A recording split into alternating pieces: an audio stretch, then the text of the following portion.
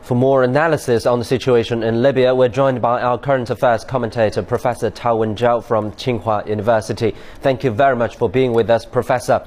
NATO said earlier that it will not side with either side and its goal in Libya is only to protect the civilians. What does it mean?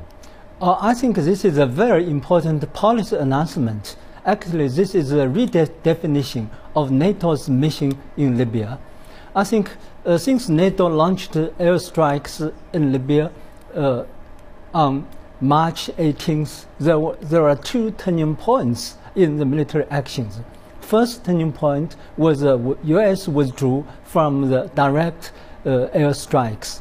And after that, I think NATO's military actions have been very much weakened. And the second turning point is this announcement, because NATO just cannot continue that kind of strikes without the United States. And it's very hard to find the targets because Gaddafi changed its tactics.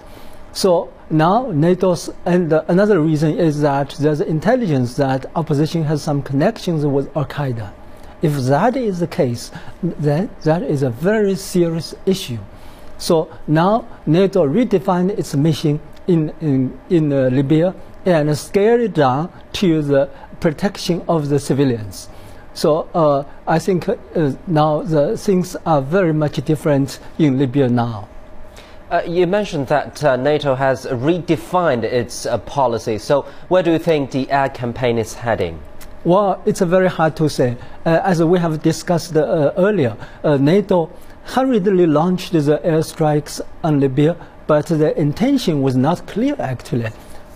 Did they want to overthrow Gaddafi? Even Prime Minister Cameron himself said that the UN resolution does not provide legal authorization for actions of Gaddafi's removal from power. But nobody had any doubt that NATO wanted to support opposition to overthrow Gaddafi. But it seemed that it's not an easy matter.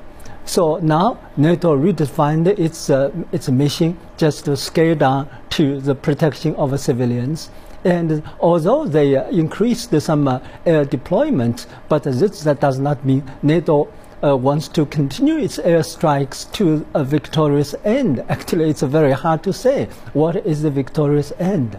So I think the environment, the conditions for peaceful solution has become material a little bit. And there are a lot of diplomatic maneuvers. For instance, Gaddafi himself sent a letter to President Obama, and he has sent envoys to Britain, to Turkey, and also two U.S. congressmen came to Libya to talk to Gaddafi.